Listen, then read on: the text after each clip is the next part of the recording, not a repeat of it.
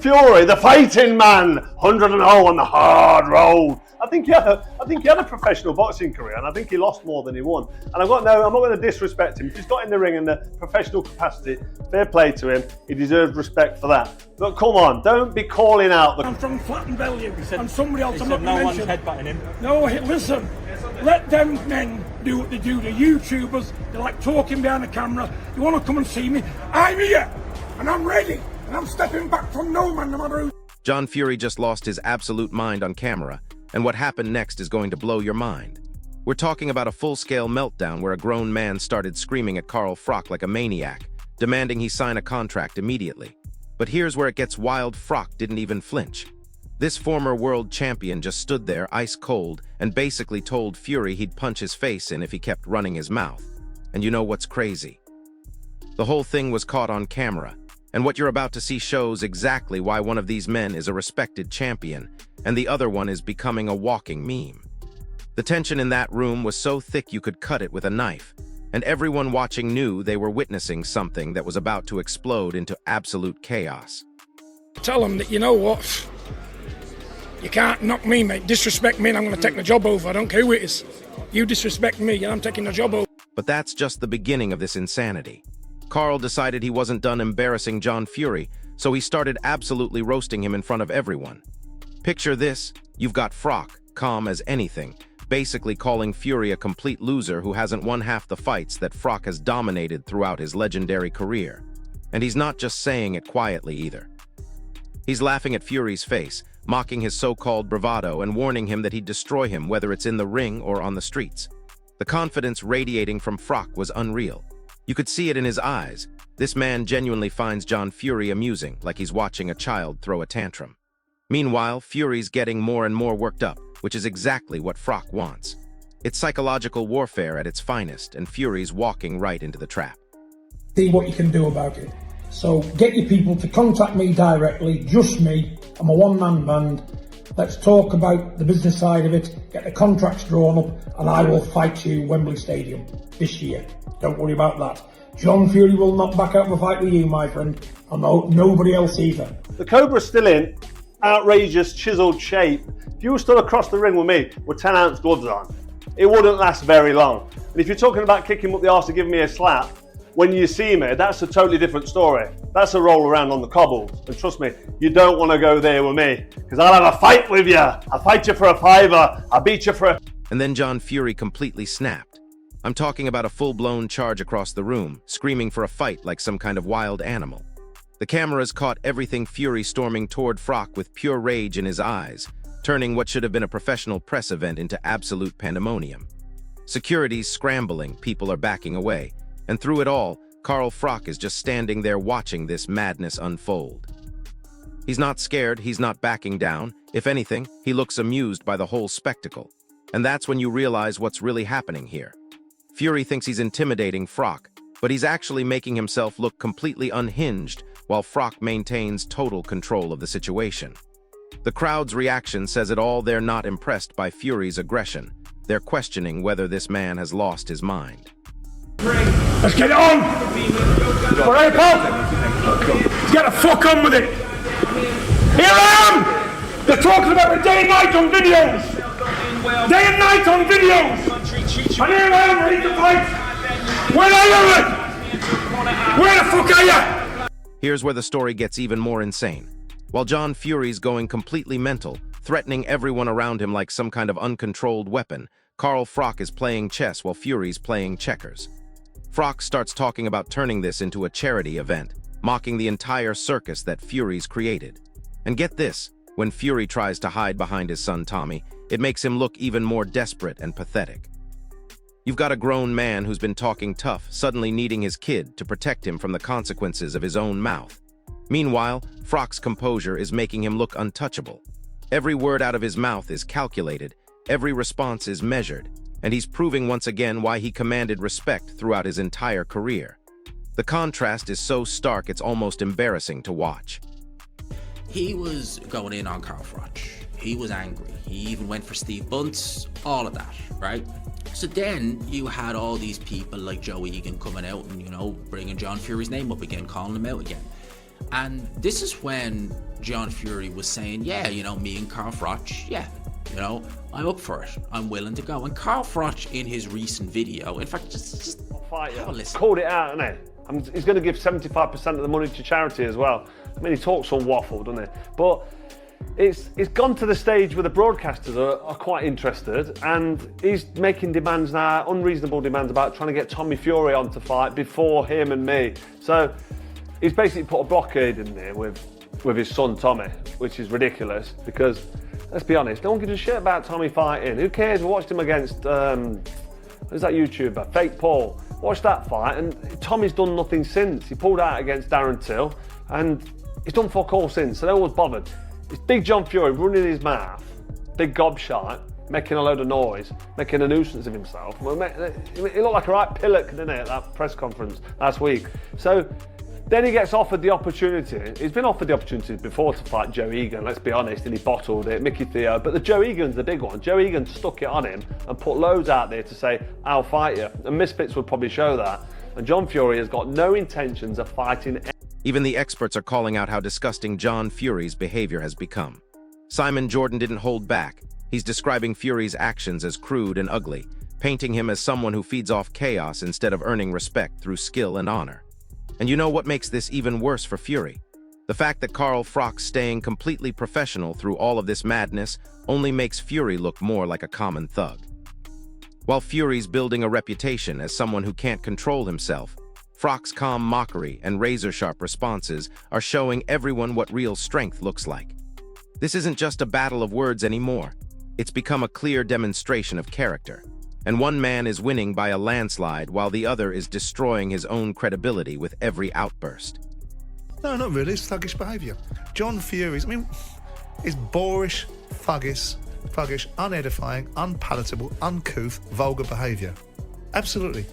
But what do you expect from John Fury? Well, John Fury's been in prison for gouging someone's eyes out. What did you expect him to do? Convert into a Samaritan? Is it a nice look?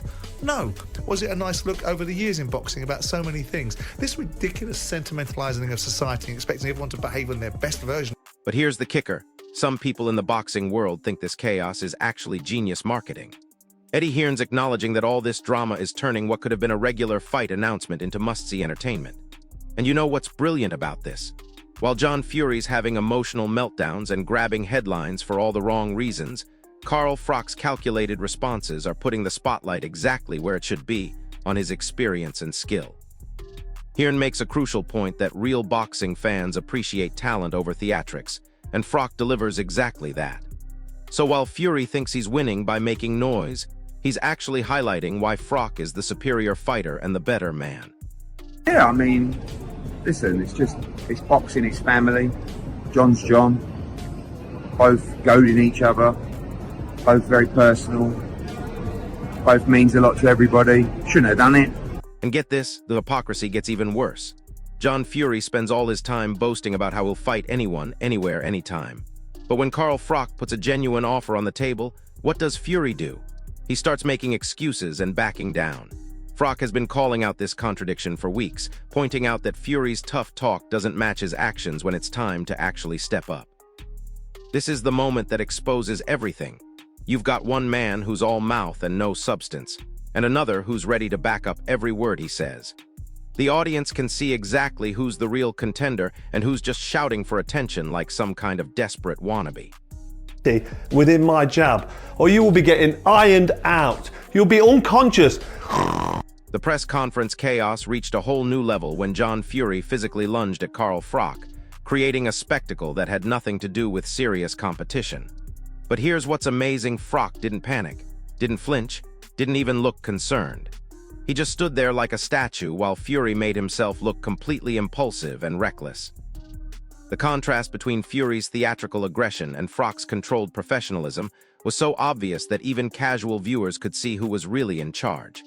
Security's rushing in, cameras are flashing everywhere, and through it all, Froch's voice carries weight because he's not the one trying to turn a business meeting into a street fight.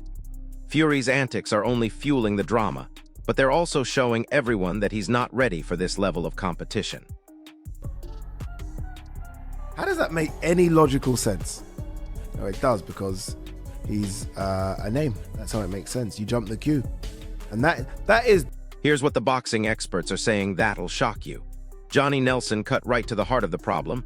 John Fury lets his emotions control his actions and constantly loses himself in the moment.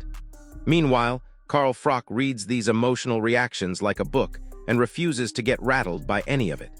This breakdown makes Fury's lack of self-control painfully obvious to everyone watching. You've got one man who's miles ahead as both a boxing mind and a public figure, and another who can't even handle a press conference without losing his temper. Nelson's analysis exposes the fundamental difference between these two. One is a strategic thinker. The other is an emotional reactor who's completely out of his depth. The pressure is now on John to behave himself. He's distracted, a lot of attention and talk, and I'm quite sure someone will have a word with him out. The authorities will have a word with him. The situation came so close to erupting into an actual brawl that security had to physically separate them. Picture the scene: bodies packed tight, cameras flashing everywhere, tension crackling through the air like electricity. John Fury's loudmouth antics were about to turn a simple press day into complete chaos, but through it all, Carl Froch remained unfazed and composed. This is what separates real champions from pretenders. While Fury looked like the troublemaker trying to start something, Froch kept his dignity intact and maintained his professional reputation. The crowd's reaction told the whole story. They weren't impressed by Fury's aggression. They were concerned about his mental state. It could have been a huge brawl in there because both entourages are huge, about 25 in each team. There's about 150 international media here as well in the mezzanine floor. It was still dramatic anyway, but thankfully the security did a great job as well. Carl Froch's response to all this madness was absolutely perfect. He calmly explained that John Fury's threats had crossed the line from trash talk into outright intimidation, even bringing up prison references like some kind of street thug. But instead of getting emotional about it, Froch pointed out how absurd and reckless Fury's behavior had become. His reaction stayed controlled and measured, never sinking to Fury's level of emotional chaos. And that's what made it so powerful. Viewers could see that Froch wasn't rattled by empty threats from someone who clearly just wants attention.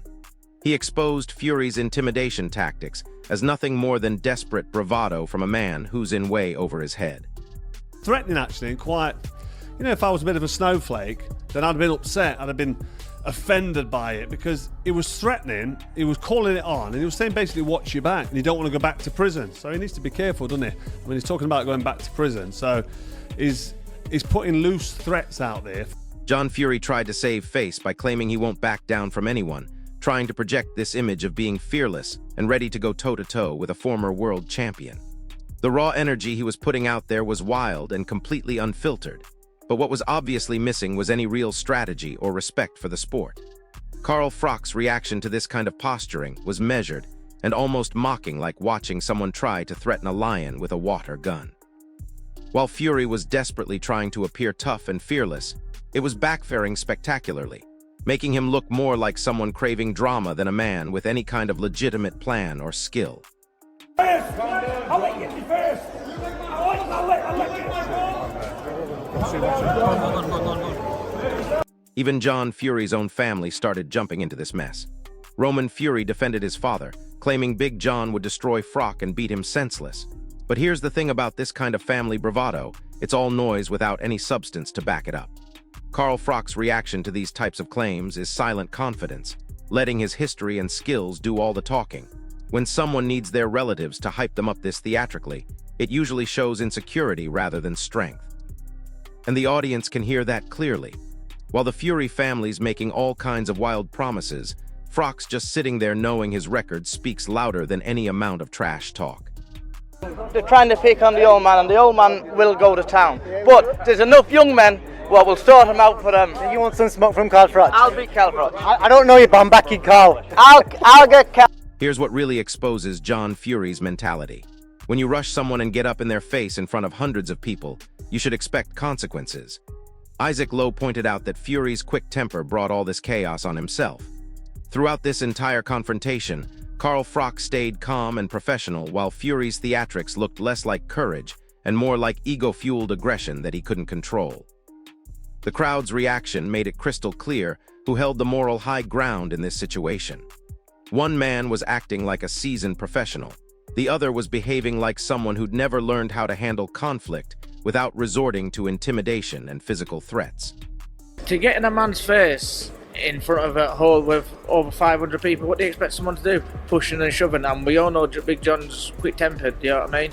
But he threw the headbutt first, so it is what it is. But I think when you're getting someone's first and you're tolerating and pushing someone's head back, John Fury then tried to justify his behavior by claiming he was surrounded by chaos and just reacting to someone invading his personal space. But what this really does is expose his complete lack of self-control and discipline. He's framing the situation like it's normal street behavior, which might impress certain people. But against someone with Carl Froch's credentials, it just makes him look unfocused and untrained. Froch's team has maintained calm professionalism throughout this entire saga, emphasizing skill and experience rather than impulsive brawling. Fury's attempts to justify physical outbursts only highlight how unpredictable and amateur he appears compared to Froch's composed legacy, where experience and ring knowledge do all the talking. The audience watching this can see the stark contrast between Fury's emotional reactions and Froch's methodical, champion mindset. Amongst them, all I could hear was badness. You know, so at the end of it, some little idiot come forward, I knew he was in my space. He got what he got, and that's the end of it. It happens every other week for me, that. The situation got so volatile that even experienced promoters started talking about needing heavy security just to keep these two men in the same building. Eddie Hearn acknowledged that the tension had reached levels where professional separation might be necessary. And here's what makes this even more telling. The fact that a seasoned promoter would even consider that kind of security shows this isn't normal boxing promotion banter anymore. Carl Froch's reputation as a composed and respected former world champion makes John Fury's loud confrontations look like pure spectacle rather than any kind of credible challenge. Through every single provocation, Froch has handled himself with complete professionalism, even when Fury's antics threaten to overshadow the actual boxing match. His ability to control chaos with composure makes him look like the only real fighter in this entire situation. You honestly think if these two come together like this, you know what's going to happen? So what I'm going to keep them apart by a wall of security. The commentary around this whole mess has become absolutely savage. People are comparing John Fury's behavior to someone who's more fixated on theatrics than actual combat substance. It's not about serious boxing discussion anymore, it's about personal bravado and putting on a show for attention.